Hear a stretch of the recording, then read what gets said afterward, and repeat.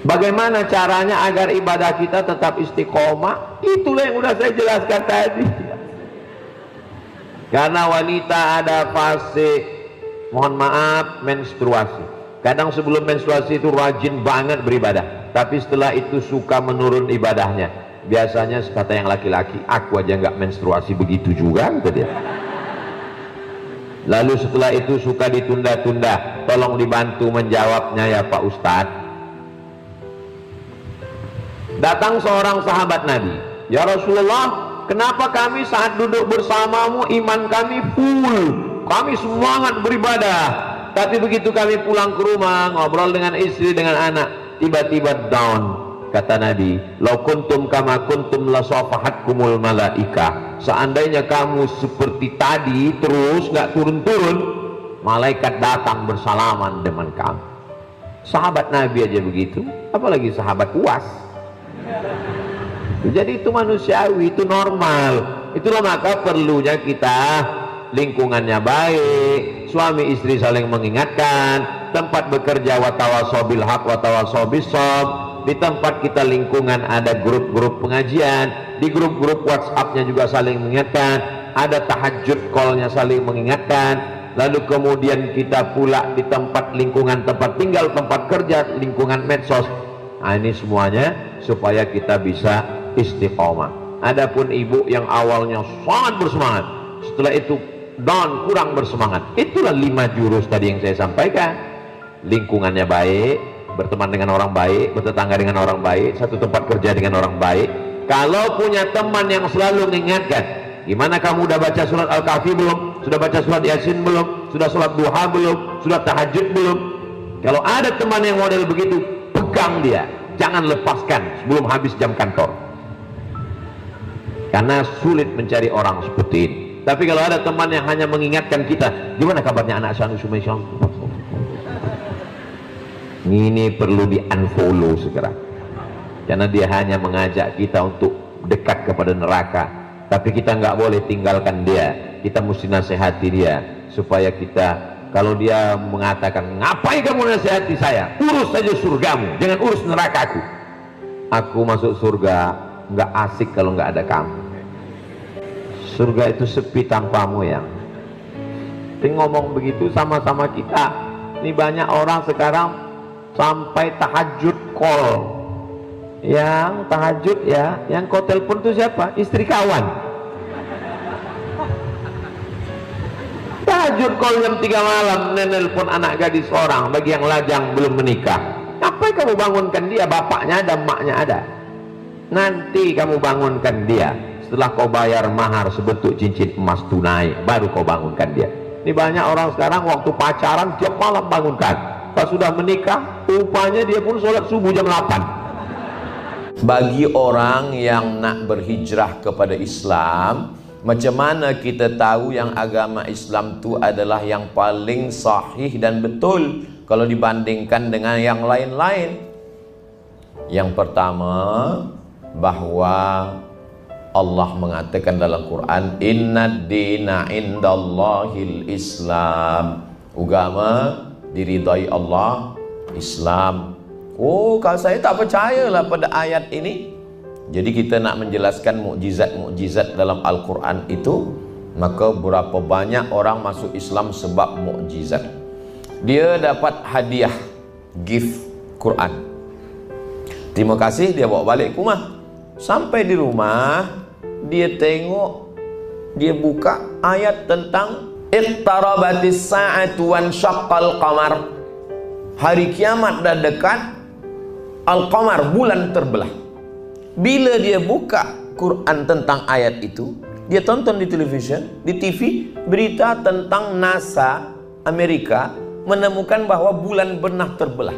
Ada jurang yang dalam, bulat, seakan-akan bulan pernah terbelah. Dia tonton TV, dia tengok itu. Sebab itu dia masuk Islam. Jadi mukjizat akhir, Allah berjanji, sanurihim ayatina, kami akan tunjukkan ayat-ayat tanda-tanda kebesaran kami. Jadi bila kita cakap Islam ni agama yang betul, mana betulnya Islam? Pokok betul lah. Kalau tak betul, tak ada. Jangan banyak tanya. Banyak tanya ini masuk neraka nanti. Islam di akhir zaman ini nanti orang akan masuk Islam sebab kebenaran-kebenaran. Sanurihim ayatina fil afaq. Kami akan tunjukkan di semesta alam bahwa Islam ini benar. Dari mana? Dari bukti yang ada di dalam Al-Quran. Membasuh bekas jilatan anjing pakai air tanah. Apa guna air tanah ni? Sabun dah ada, sampo dah ada, alkohol dah ada. Kenapa guna air tanah? Tahun 1999 ada seorang pakar mukjizat Al-Quran dan Sunnah datang ke Kahira. Situ dia tunjukkan bahwa bakteri yang ada di dalam air liur anjing dan babi, mohon maaf, khinzir, tak mati disebabkan oleh sabun, sampo dan apapun. Dia hanya mati ada bakteri yang dari air tanah. Itulah maka disiram. Orang putih, orang barat, Europe, Amerika melihat itu, mereka setengahnya bersyahadat. Sebab dari mana ilmu ini datang kalau bukan dari Allah Subhanahu wa ta'ala. Itu maka anak-anak kita silakan dia belajar kemanapun, nanti dia akan menemukan kebenaran, dia akan sampaikan, semua akan menerima Islam kerana ilmu, kerana akhlak. Inna fi khalqis samawati, penciptaan langit, wal ardi, penciptaan bumi, wa ikhtilafil laili wan nahar, perputaran siang dan malam, la ayat, itu semua ayat-ayat. Jadi bila kita membaca ayat surah Yasin, surah Al-Fatihah, itu bagi orang yang dah Islam, bagi orang yang dah hijrah. Bagi yang belum, dia nak menengok mana ayat-ayat kauniyah alam semesta. Maka wa banaina fawqakum sab'an shidada, kami bina di atas kamu ada 7 lapis langit. Orang Amerika meneliti, rupanya di atas ni ada batu besar yang akan menyerang bumi. Tapi batu besar ni meteor, manakala dia mendekati bumi, dia sama macam ais yang diletakkan di atas kuali yang panas. Mengecik, mencair, hilang, tak sampai ke bumi.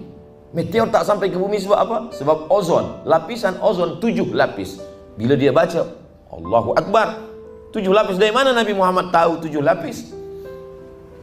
Bainahuma barzakhun la yabghiyan, antara air laut Selat Melaka dengan air sungai yang ada di Semenanjung, ya berian, la ya berian, tak berjumpa.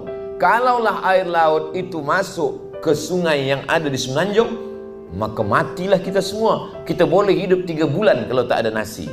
Kita boleh hidup 3 hari saja kalau tak ada air. Kita hanya hidup 3 detik kalau tak ada harapan. Maka orang yang putus harapan, cepat dia mati.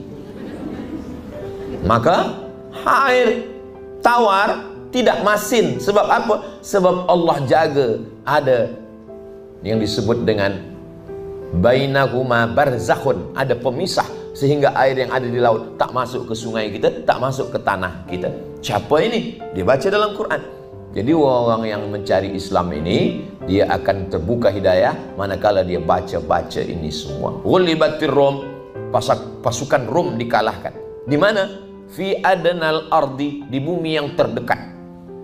Pasukan Rum dikalahkan di bumi yang terdekat, maksudnya adalah Dead Sea, laut mati di Jordan.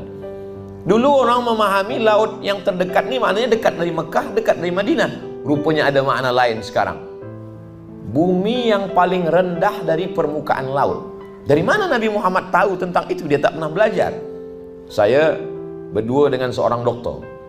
Doktor ni dia masalah kandungan. Kami bacakanlah ayat, manusia dari nutfah berubah menjadi alaqah, dari alaqah berubah menjadi mudghah, dari mudghah ini membalut tulang, dari tulang ini nanti menjadi manusia yang sempurna. Lengkap dalam hadis, 40 hari dalam bentuk nutfah, 40 hari dalam bentuk alaqah darah, 40 hari dalam bentuk daging, daging tadi membalut tulang, menjadi makhluk yang sempurna. Rupanya doktor ini pernah jumpa seorang pakar dari Amerika tentang masalah kandungan janin. Dia tanya, Nabi kami 14 abad silam, 1400 tahun lampau, dah tahu proses dari mulai nutfah menjadi alaqah menjadi mudghah. Kata dia, mungkin Nabi kamu tu dah punya teleskop. Sebab mereka tak tahu. Tapi bagi kita mudah saja. Dari mana ini? Wa ma yantiqu 'anil hawa in huwa illa wahyun yuha. Nabi bicara bukan ikut hawa nafsu, tapi dari Allah Subhanahu wa ta'ala.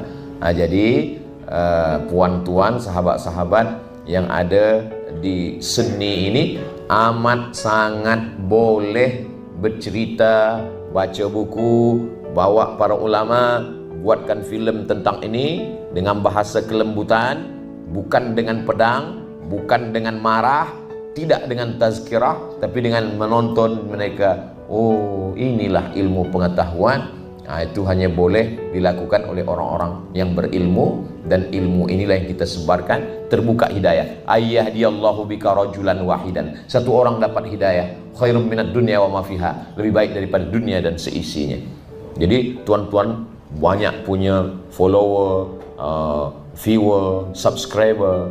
Ini semua akan tengok. Bila dia tengok, oh ini orang yang kami sukai, kami ikuti, dia dekat dengan Allah, dia sembahyang, Masya Allah. Jadi kalau ada orang, saya tak suka lah tengok pelakon itu bila sembahyang dia posting, baik. Sebab apa? Sebab banyak orang sembahyang bukan sebab tazkirah Ustaz Somad, masuk neraka.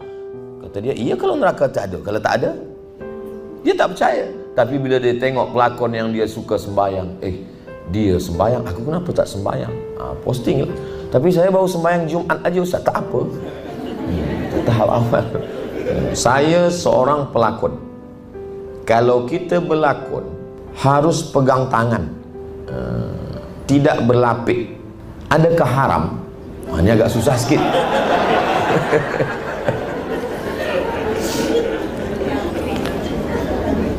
Jadi saya berpegang kepada pendapat tidak menyentuh tangan perempuan yang tak mahram. Jadi saya sampai hari ini bila jumpa jamaah, sebelum dia ulurkan tangan, sebab bila dia ada ulu, nanti dia malu di hadapan orang banyak. Tengok dulu, sebelum dulu kita gini dulu. Sebelum dia ulu, saya dah gini dulu. Ini yang begini ini tak ada di Maghribi. Ada kawan saya orang Maghribi, kemudian ada seorang perempuan. Bila dah dekat, dia terus katakan haram. Saya tengok wajah perempuan tu macam malu. Saya rasa-rasa nak gantikan dia, kerana dia kasihan. Tapi bila kita orang Melayu, kita dah ada cara. Belum dia angkat tangan, kita dah gini. Kalau saya bukan setakat bersalaman, berfoto pun saya tak nak. Ambil gambar tak nak. Selama di Malaysia jangan tersinggung, jangan sakit hati. Bila ada perempuan, mesti ada lelaki kanan kiri. Sebab apa? Sebab ada perempuan ambil gambar, nanti orang crop. Lepas tu keluar berita, Ustaz Somad berbini 3, 4. Alhamdulillah. Yang jadi fitnah. Tapi ini kan lakon Ustaz. Ini kan setakat dilakon saja. Lepas ini kan tidak. Kalau boleh hindarkanlah, jauh-jauhkanlah. Kita khawatir bila kita mati, diazab tangan kita dengan paku dari neraka. Bila kita tanya, malaikat, ini kenapa begini? Kata malaikat, ini lakon je.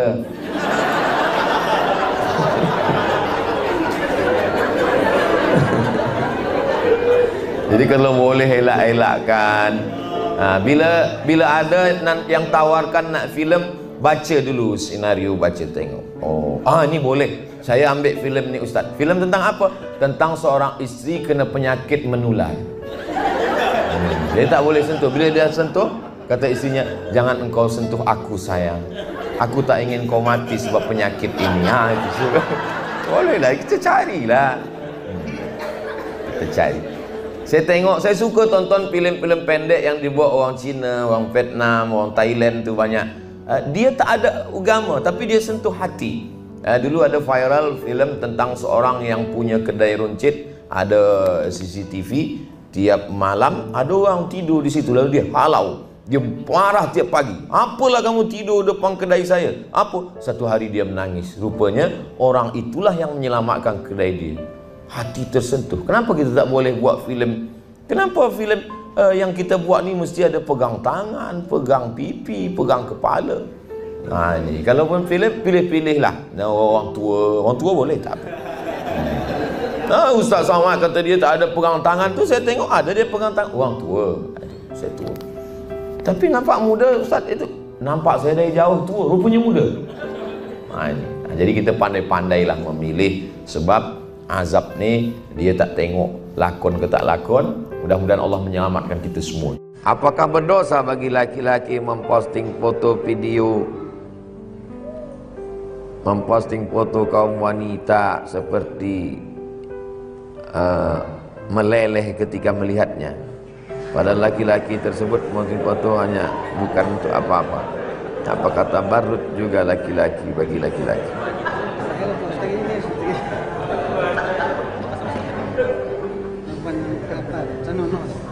Apakah berdosa bagi laki-laki memposting video yang mana kalau ia memposting kaum wanita meleleh? Dia laki-laki. Dia laki-laki. Di postingnya gambar dia pakai baju Melayu, pakai keris, pakai tanjak, lalu dipostingnya di situ. Di mana bumi dipijak, di situ langit dijunjung. Di mana jantan bertanjak, di situ perempuan bertudung. Gambarnya bagus, bajunya bagus, kalimatnya bagus, posenya bagus, perempuan meleleh. Yang salah siapa? Yang perempuan itu gatal. Apa pula dia salah? Tapi kalau antum posting antum pakai celana pendek, lalu memperhatikan otot antum, itu tak betul, karena memancing. Waktu Nabi Yusuf keluar, ditarik oleh Zulekha sampai sobek bajunya di belakang, gara-gara dia ganteng. Yang salah Yusuf karena gantengnya atau Zulekha? Yang salah Zulekha. Bercakaplah orang di kota, wa qala niswatum fil madinati imra'atul azizi turawidu fataha. Berkatalah perempuan-perempuan di kota, istri Aziz Zulekha jatuh cinta pada budaknya.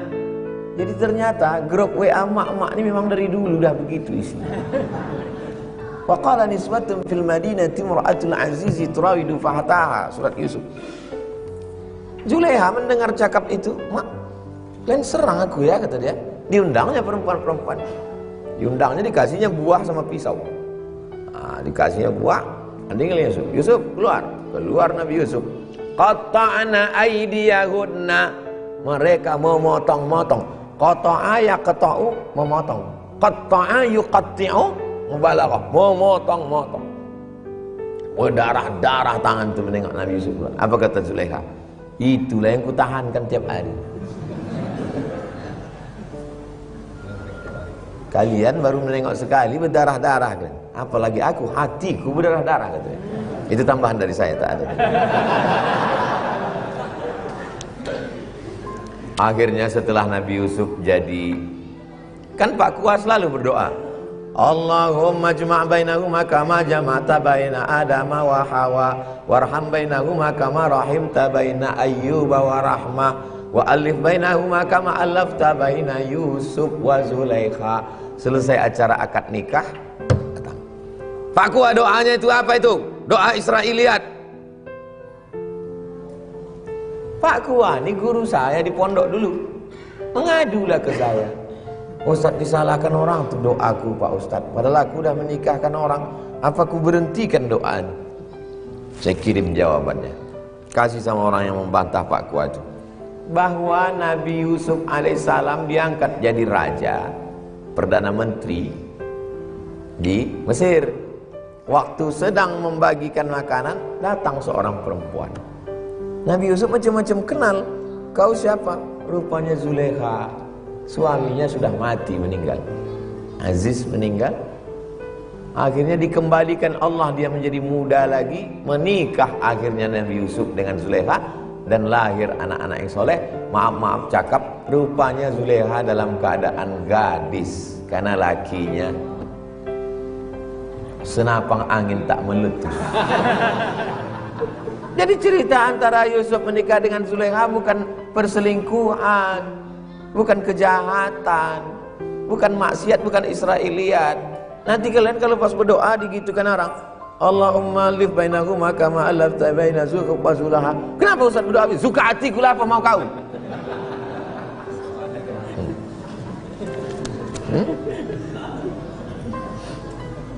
Jelas? Ini banyak kadang kita digitukan orang tak bisa menjawab. Tak bisa menjawab, mengamuk. Apa hukum selepas sholat terus melihat handphone? Assalamualaikum warahmatullahi, assalamualaikum warahmatullahi. Bini aku suruh cepat balik. Ada orang tanya saya, Ustaz Somad, apa hukumnya lelaki takut pada isteri? Kata saya, lelaki yang takut pada isteri, nanti bila dia mati, dia tak kena azab kubur. Sebab apa? Sebab dia dah terlalu kena azab di dunia.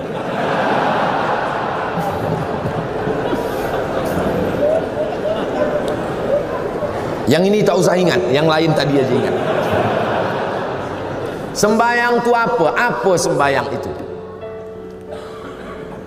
Aqwalun, ucapan, maknanya Al-Fatihah, rukun. Wa af'alun, perbuatan, tegak, mengangkat tangan, ruku, i'tidal, sujud, duduk antara sujud, salam, tasyahud. Mufattatahatun bitakbir, dibuka dengan takbiratul ihram. Wa muhtatamatun bitaslim, ditutup dengan salam. Itulah sembahyang. Assalamualaikum warahmatullahi, assalamualaikum warahmatullahi. Sembahyang dah selesai. Tapi dia tak ikut sunnah. Sunnah paling elok doa. Bila doa yang paling afdal ya Rasulullah? Ba'dal maktubah, ba'dal faridah, selepas salat fardu berdoa, berzikir dulu. Astaghfirullahaladzim, subhanallah, subhanallah, subhanallah, alhamdulillah, alhamdulillah, Allahu akbar, Allahu akbar. Habis itu berdoa. Kenapa tak berzikir? Bila kita berzikir, malaikat-malaikat turun. Malaikat menengok orang berzikir, memanggil malaikat yang lain, halummu ila hajatikum, inilah yang kamu hajatkan, yang kamu cari-cari. Malaikat pun ikut berzikir dan mengaminkan doa. Doa kita itu pun diaminkan. Ad-da'i yang berdoa, wal mu'ammin yang mengaminkan, fil ajri sawa, balasannya sama, maka aminkan. Allahumma inna nas'aluka salamatan fid din, amin. Aminkan. Ini banyak sekarang tak mengaminkan. Bila ditanya, kenapa engkau tak aminkan doa imam? Imam tu minta hujan, Ustaz. Saya berniaga ais krim. Yang kita minta bukan hujannya, rahmatnya, barokahnya. Ini lepas sembahyang tak ada lagi berdoa. Assalamualaikum warahmatullahi, assalamualaikum warahmatullahi. Macam ayam nampak padi. Kenapa engkau tak berdoa? Kenapa awak tak berdoa? Doa yang lama aja belum terkabul lagi. Berdoa. Kata Imam Sayyidina Umar bin Khattab, aku tetap berdoa karena doa itu adalah ibadah. Doa silahul mukmin. Nah, jadi adab dia kurang adabnya. Dekat dengan wanita. Alhamdulillah. Yang saya khawatirkan, ada anak muda ngirim, Ustaz, saya dekat dengan laki-laki. Na'udzubillah. Selama kalian dekat dengan perempuan, berarti kalian sehat. Singkat cerita, memang mesti singkat, jangan panjang-panjang. Jangan sampai 2 karton ceritanya. Saya ingin lamar dia. Aduh, rasa-rasa saya yang mau lamar, tapi ditolak. Apakah saya harus sakit hati, Pak Ustadz?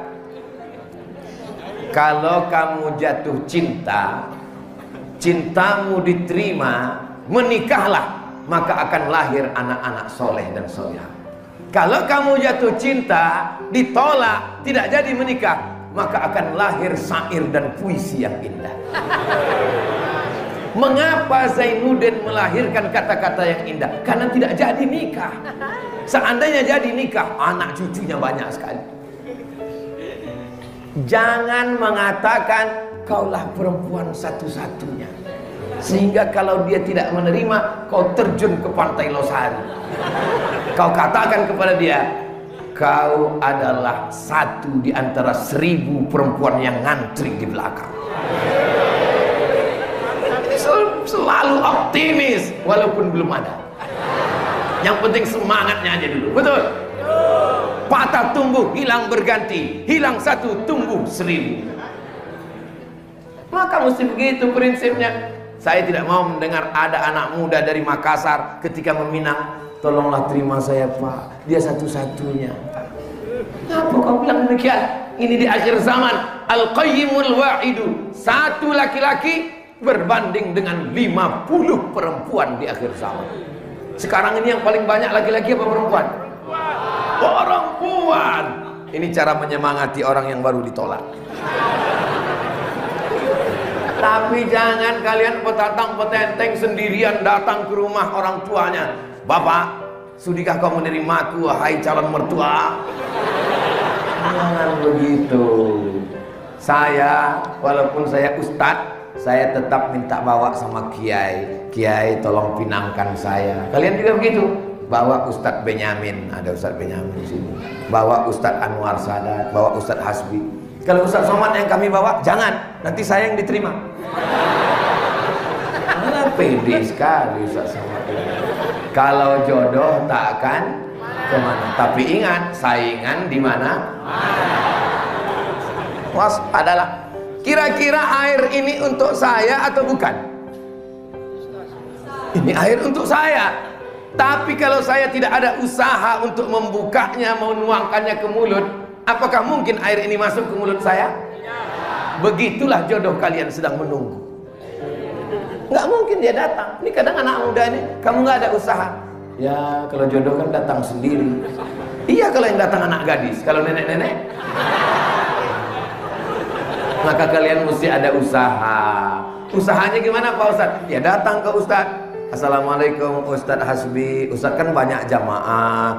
Tolong Ustadz Hasbi carikan saya perempuan yang cantik, solihah, bangsawan, kaya raya. Kata Ustadz Hasbi, kalau ada begitu ngapa aku kasih ke kamu? Bagus untukku aja kata dia. Jangan mencari perempuan yang sempurna, karena kita juga tidak sempurna. Sempurna itu merek rokok. Maka saling menyempurnakan. Insya Allah Allah akan berikan jodoh yang baik-baik untuk adik-adik semua. Allahu Akbar. Mengusir setan. Kalau setan berbisik di telingamu, kau akan jadi jomblo seumur hidup, kau tidak akan nikah-nikah lagi. Makanya kalau ada teman-teman yang memutuskan harapan kita, memupuskan segala kemampuan kita, lalu dia katakan, bentuk macam kamu ini sampai mati nggak akan nikah. Allahu Akbar. Gitu. Diam kau setan. Saya aja yang kurus begini, kurus, hitam, nggak usah lagi kita teruskan. Gundul. Cobalah lihat komen-komen di Instagram yang 8 juta itu. Maksudnya yang belum follow. Cobalah lihat komen di YouTube saya itu. Apa komen mereka? Ustadz, jadikan aku yang kedua ya. Saya cuma mau kasih tahu sama kalian yang ganteng-ganteng, yang muda-muda. Saya aja yang tua begini masih ada harapan. Apalagi kalian. Itu untuk membangkitkan semangat kalian. Mohon yang cerita tadi jangan diupload di.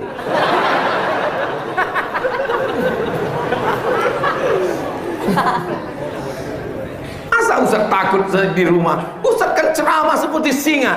Iya, pawangnya di rumah. Saya bekerja di bengkel punya saya sendiri. Waktu maghrib dan isya subuh saya berusaha ikut sholat berjamaah.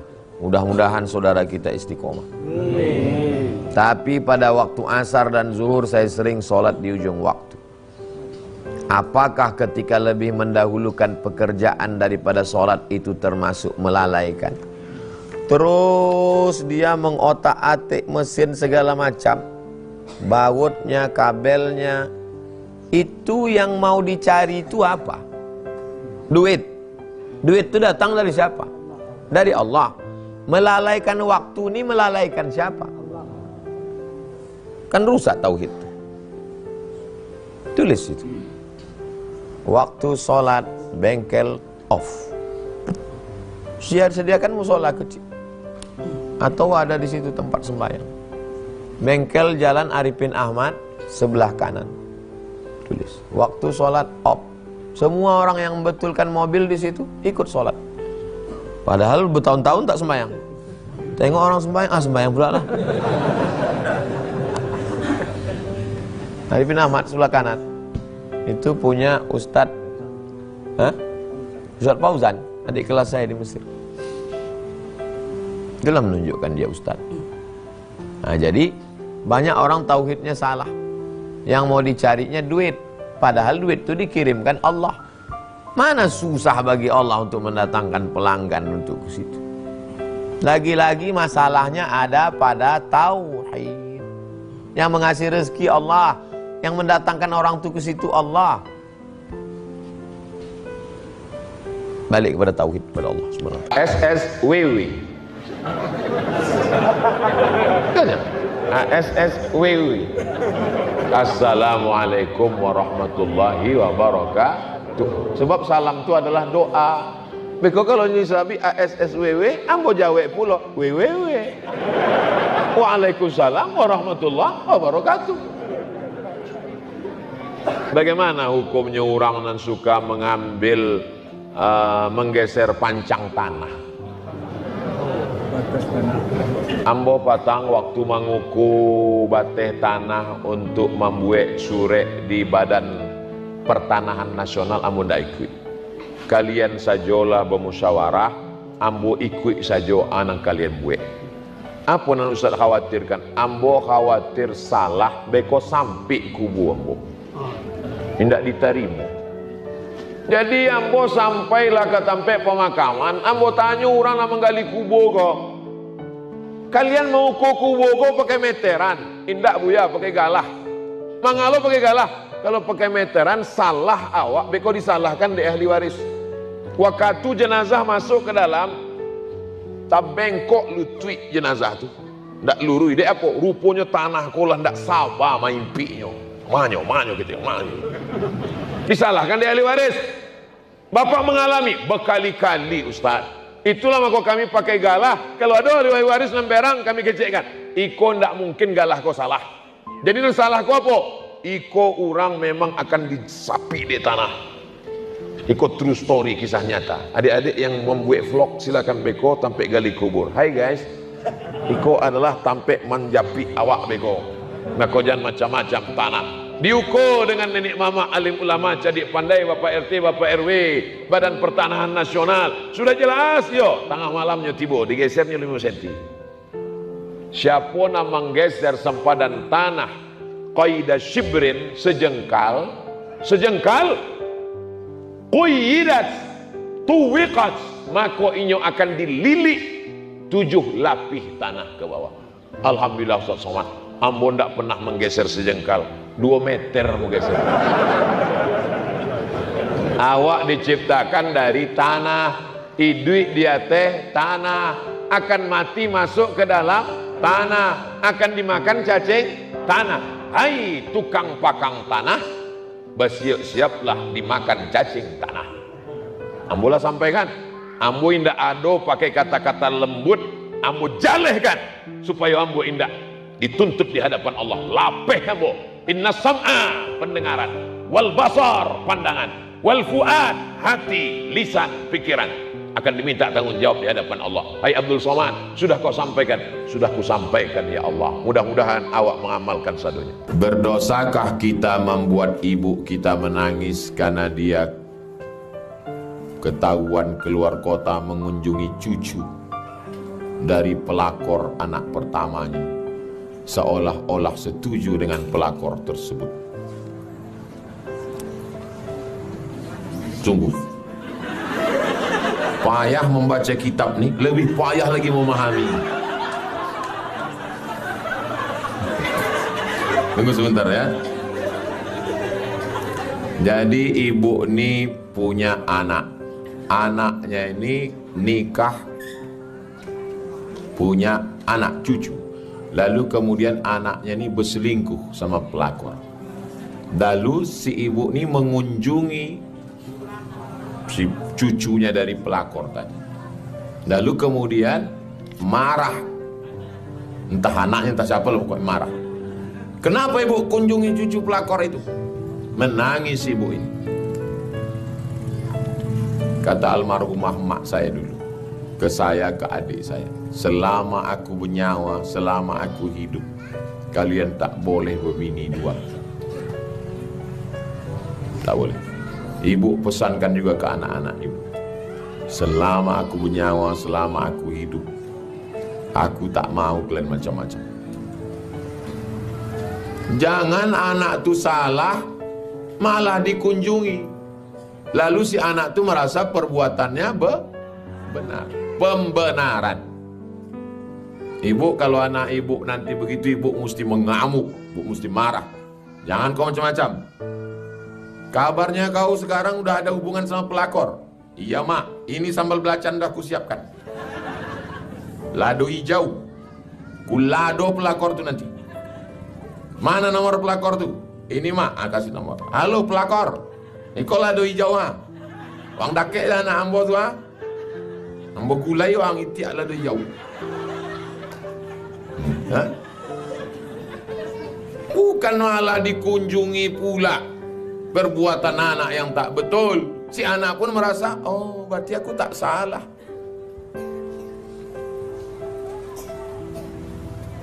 Itu maka dibuat nama Yayasan Nihajah Rohana. Mak kami ini tak pernah takut, walaupun kami udah kuliah, udah nikah, udah punya anak. Oh ngamuk, asal tak betul diham. Kenapa takut sama anak? Istri sahnya tidak mengetahui tentang pelakor dari suaminya. Ibunya pun jarang melihat cucu dari istri sahnya. Ibu ini tak betul. Cocoklah ibu ini punya anak. Ibu ini hantu, anaknya setan. Patutlah anaknya itu tak betul, karena maknya tak betul. Kalau maknya betul, tak mungkin anaknya berani. Bagaimana caranya supaya kita bisa dengan satu amalan, bisa istiqomah satu amalan. Adwamuha wa in qalla. Amal yang paling baik konsisten walaupun sedikit, tapi istiqomah. Tapi jangan nanti jangan gara-gara ini kamu kok sholatnya sholat Jumat terus, yang lain kok nggak sholat. Yang penting konsisten walaupun sedikit. Nah, bukan itu. Yang fardu wajib nggak bisa ditawar-tawar kalau sudah wajib. Tapi kalau kita istiqomahkan baca Al-Quran satu hari satu juz, satu hari satu lembar, satu hari satu halaman. Nah, gitu. Berawal dari keterpaksaan, lama-lama menjadi kebutuhan, lama-lama menjadi kenikmatan. Awalnya terpaksa, lama-lama butuh, lalu kemudian menjadi nikmat. Umpamanya saya punya anak 4 orang, amin. Nanti gua orang soleh, alhamdulillah. Nanti ko sering melanggar, nauzubillah. Seperti tidak sholat, tidak puasa, meninggalkan kewajiban. Apakah saya akan diazab Allah di kubur Pak Ustadz? Maka anak tanggung jawab awak sampai mati. Tapi anak ambola balaki buya, lakinya pun ikut juga tanggung jawab awak. Awak imbau lakinya itu. Dulu anak awak bajunya panjang, kinilah diguntiangnya potong pendek. Dulu rambut anak awak tak nampak, kinilah nampak 3 warna, merah, kuning, kelabu, ungu, oranye dan biru. Maka awak panggil menantu awak, siko setan sebentar. Dulu waang kami tarimo kan dek waang bau ulama ke rumah iko meminang. Dulu waang kesiko kan pakai peci, pakai jas. Kami sangko iko orang baik. Manga anak kami kau dibuat bantu itu. Anak kami kau bukan sampah. Kami besarkan dengan tetes bulu keringat dan air mata. Sampai bila awak mendidik anak iko minal mahdi ilal lahdi. Awak masukkan ke TK Quran, SD Quran, SMP SMA-nya Islamic Boarding School, Pondok Pesantren, Diniyah Putri, Tawalib Padang Panjang, Syekh Ibrahim Musa Parabek, Syekh Sulaiman Ar-Rasuli. Iko negeri para ulama. Kenapa sampai anak kita? Tapi kalau sudah awak tunjuk ajar indah juga, berarti anak eko memang dikirim Allah untuk menguji awak supaya awak sekuat masuk surga. Hidup eko penuh dengan ujian. Kadang bapak bininya mak lampir, ibunya baik, suaminya genderuwo, suami baik, bini baik, anaknya pulau tuyul. Suami baik, bini baik, anak baik, menantunya pula setan. Anak baik, bini baik, anak baik, menantu baik, tetangga pula resek. Iko namanya dunia. Kalau orang baik sadonya itu namanya surga. Awak kok masih di dunia atau di surga? Awak di dunia. Di dunia kok isinya ada orang yang sangat baik, malaikat. Ada orang yang sangat jahat, setan. Tapi kalau manusia kadang-kadang baik, kadang-kadang jahat. Itulah dia manusia. Kalau ada kawan awak baik, taruh setengah malaikat. Kalau ada kawan awak jahat, taruh separuh setan. Apa amalan orang tua yang ingin menyekolahkan anaknya ke pondok pesantren? Yang pertama, tega. Itu amalannya. Tega berpisah sama anak. Tega tidur kasurnya tipis. Tega anak makan ikan asin. Kalau tak tega, letakkanlah anak celah ketiak. Jadi hantu anak. Ponakan saya, anak adik saya tak boleh di rumah. Asal tamat SD, pondok. Masuk pondok. Asal libur, duduk. 4 mata sama saya. Tahan kau di pondok. Tahan. Apa yang tak menyenangkan di situ? Alhamdulillah semua menyenangkan. Ada kawan membuli kau? Tak ada. Saya bawa ke dekat pokok pisang. Kalau ada membuli kau, gini kan biji matanya. Oh. Dan kau diam. Kalau besar badannya, saya sipak kan batang pisang. Gini kan tolornya. Oh. Kalau tak sanggup kau, kalau kau dikeroyoknya ramai, bawa aku, datang. Ayah dia kita pijak batang leher. Bangkitkan semangat dia. Jangan anak di pondok, maafkan semua ya. Matilah dia. Menasehati dia, jangan depan ayahnya, depan emaknya, depan orang banyak. Kau nanti di sana bagus-bagus belajar. Tak gitu kalau saya. Duduk berdua sama dia. Bawa dia jalan pagi-pagi. Kau rajin-rajin kau belajar. Aku dulu 4 tahun aku di Mesir tak balik-balik. Kirim nenek. Kau baru 6 bulan. Gitu. Makanya orang sekarang cakap depan orang banyak. Tak bisa ngomong orang banyak. Mesti berdua. Baik laki-laki maupun perempuan. Ponakan perempuan. Kau bagus kau di pondok. Jilbab panjang kau di situ. Ngapal Quran kau di situ. Belajar kau di situ. Kau di rumah aku tak sanggup mengawal kamu. Nanti kalau udah selesai kau pondok, kau kuliah, udah kuat kau nanti jadi orang.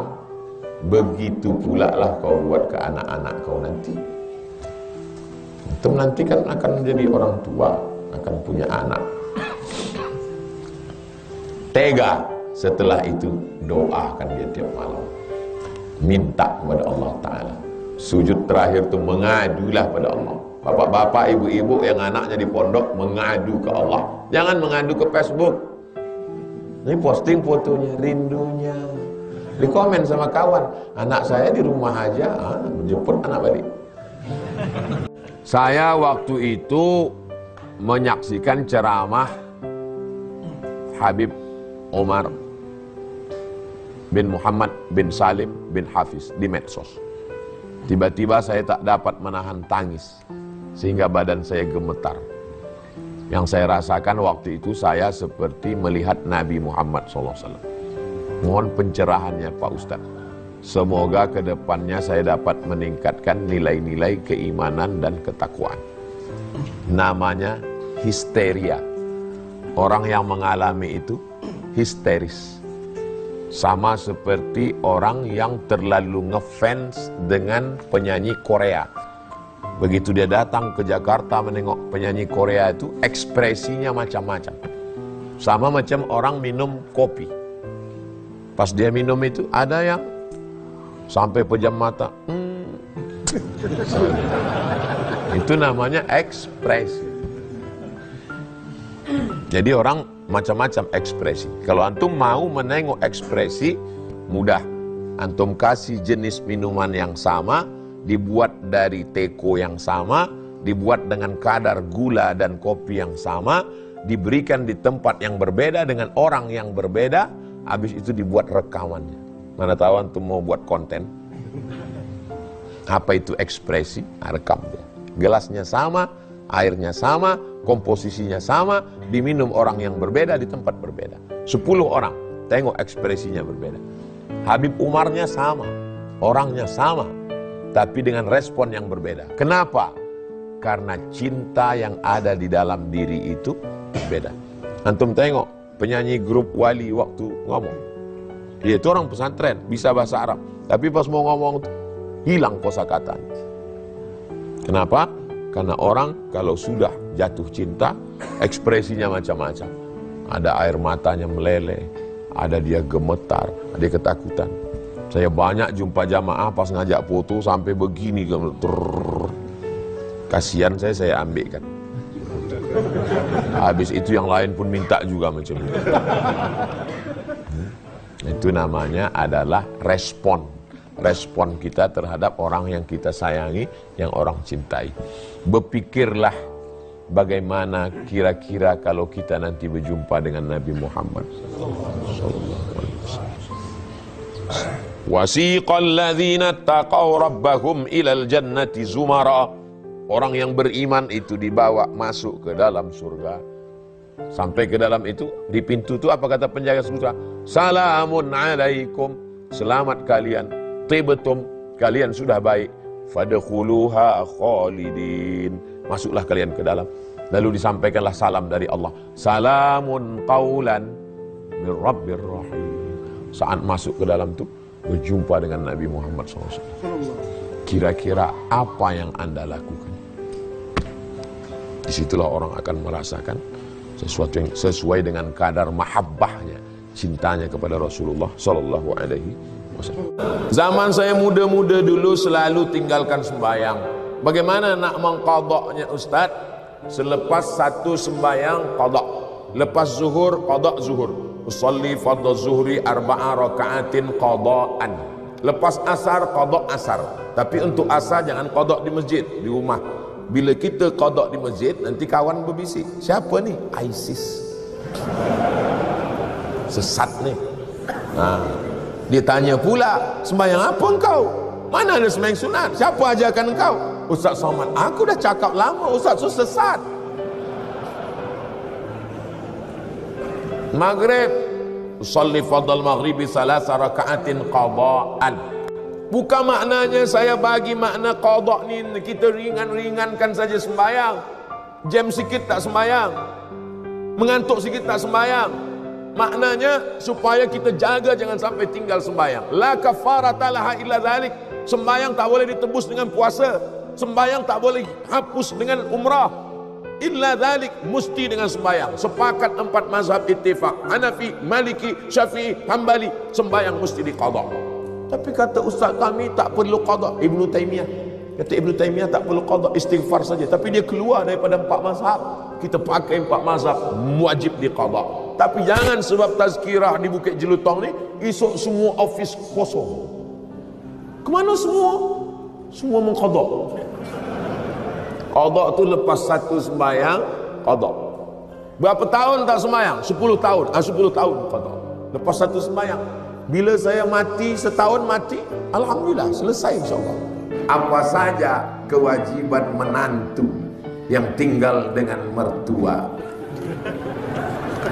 Saya anjurkan bagi kalian adik-adikku, walaupun orang tua kalian kaya, rumahnya sebesar lapangan sepak bola, tapi usahakan kalian menyewa rumah yang kecil-kecil di dekat. Supaya apa? Lebih baik menjaga daripada memperbaiki. Karena kalau hatinya sudah hancur, berkeping, jatuh ke batu, sulit untuk direkat kembali. Saya bilang ke ibu saya, Mak, ini rumah ini 2 lantai. Nanti kalau siap, Mak tinggal di sini. Dia tanya, kau tinggal di mana? Akan ku cari rumah kecil di dekat-dekat sini. Kenapa kau tidak tinggal di sini? Karena kalau aku dengan istriku dan emak tinggal di sini, nanti emak akan merasa menumpang, kami yang tuan rumah. Kami majikan, mak pembantu. Terus mak yang akan tinggal di sini. Kau di mana? Aku di rumah kecil itu dengan istriku. Terus nanti kami akan datang menjadi tamu dan maklah tuan rumahnya. Dia tersenyum bahagia. Makanya nanti adik-adik kalau datang ke Riau akan saya bawa ke rumah, ditulis di pintu rumah emak. Walaupun dia sudah meninggal dunia, maka tamu-tamu yang datang itu tamu dia. Kalau dikasih minum teh, kasih makan, pahalanya mudah-mudahan mengalir kepada almarhumah. Mesti niatnya begitu. Ustaz dulu cita-citanya kuliah mau jadi apa? Saya mau kuliah, aku mesti S1, S2, S3. Nanti kalau aku dapat ijazah, aku akan melamar jadi dosen di Malaysia dan Brunei. Kenapa di situ? Karena gajinya banyak. Aku mau S1, S2, S3, habis itu aku mau jadi dosen di Malaysia dan Brunei. Nanti aku akan menjemput emakku dari kampung, aku akan bahagiakan dia. Itu saja cita-cita saya. Dan semua dikasih Allah lebih dari yang saya minta. Saya cuma minta S1, S2, S3, dikasihnya profesor dari University Islam Sultan Syarif Ali Brunei Darussalam. Saya cuma minta jadi dosen aja. Dikasihnya sekarang saya bisa bicara di mana-mana dan saya tetap mengajar di kampus, kuliah umum setiap 6 bulan sekali, walaupun saya tidak masuk kelas dalam 12 SKS, 16 tatap muka, potong libur hujan lebat dan libur asal. Apa maknanya? Diberi Allah lebih, maka saya malu untuk meminta. Saya yakin dan percaya itu semua karena niat untuk ibu. Jadi kalian lebih baik kos-kosan di tempat, tapi jangan jauh-jauh, dekat dengan rumah dia. Manis, zurriban tasdad hubban. Jarang-jarang ketemu, insya Allah semakin cinta dan semakin sayang. Pagi-pagi bangun dulu, siapkan air hangatnya untuk mandi dia. Orang tua tidak bisa mandi dengan air dingin, kedinginan. Siapkan minyak gosok, minyak tawon dari Makassar untuk gosok kakinya. Orang tua senang kakinya digosok. Kalau kita mau pergi, peluk cium dia, senang sekali dia. Siapkan sajadahnya, sajadah yang tebal, dia suka sholat malam, sajadah tebal. Belikan Quran yang besar, sebesar setengah meja ini saya belikan Quran. Susahlah aku baca Quran ini, man. Tak nampak aku titiknya. Saya belikan Quran begitu. Oh, senang kali aku baca Quran yang kau beli ini. Ternyata apa yang terjadi setelah dia meninggal, yang mengobati rindu adalah duduk di tempat dia sholat, membuka Quran yang dulu dia baca, mencium mukenanya dan kain sarungnya. Itu mengobati rindu hati yang luar biasa. Sulit untuk menceritakannya karena kalian belum mengalami. Nanti setelah ibu kalian meninggal, baru kalian ngomong, betul kata Ustaz Somad dulu. Memang betul lah. Bapak Ibu yang dimuliakan Allah, judul ini kapan dikasih panitia? Baru tadi di belakang.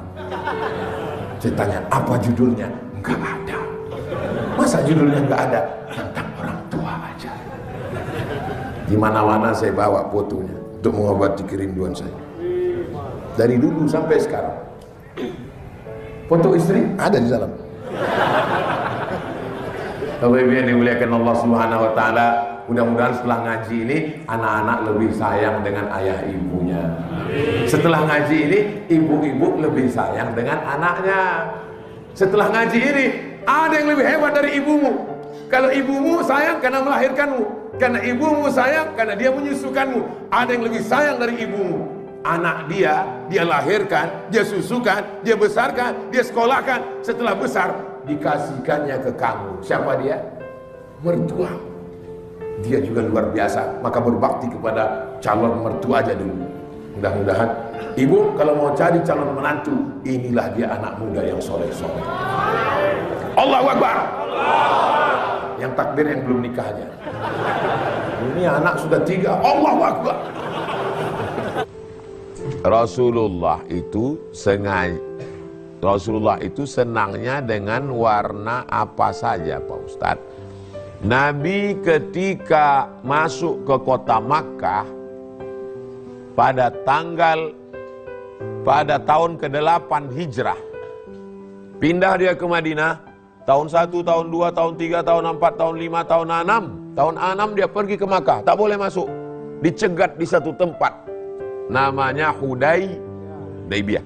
Itulah maka muncul kejadian perjanjian Hudaybiyah. Pulang tahun 8 datang dia lagi membawa 10.000 pasukan. Waktu itu dia memakai sorban berwarna hitam. Hitam. Wa ala ra'sihi imamatun sauda. Di atas kepalanya ada sorban warna hijau. Nabi juga bersorban warna hitam waktu masuk tahun ke-8. Di atas kepalanya juga ada sorban warna putih. Nabi memakai jubah warna putih. Kesukaan Nabi putih. Waktu dia memotong kambing, amlahaini, kambing yang warnanya amlahaini putih, tak ada hitamnya, putih bersih. Nah, jadi diantara yang disukai Nabi adalah putih. Hijau, pakaian penghuni surga, min sundusin khudrin wa istabraqa. Khudrin hijau, sutra berwarna hijau. Kalau antum intip lobang-lobang macam lobang ini makam Nabi itu, kalau dekat antum tengok, maka nampak penutup kelambu makam Nabi itu kain sutra berwarna hijau. Tengok intip, tapi yang lama-lama dia selalu polisi. Haji.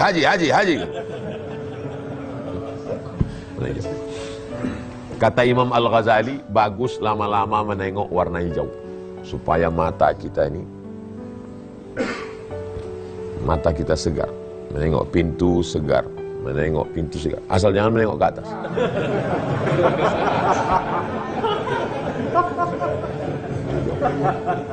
Makanya ada orang sorban warna hijau, baju warna hijau, batu cincin saya warna hijau, menengok warna hijau.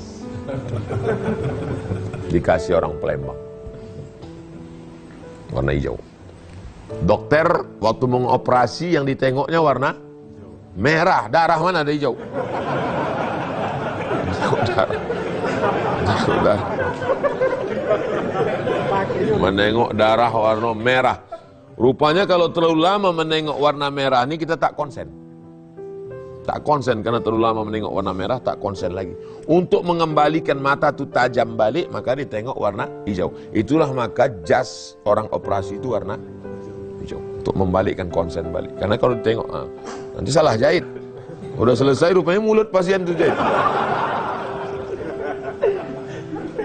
Tuh tengok lubang rupanya mulut. Warna merah bagaimana Pak Ustadz? Ada jubahnya warna merah.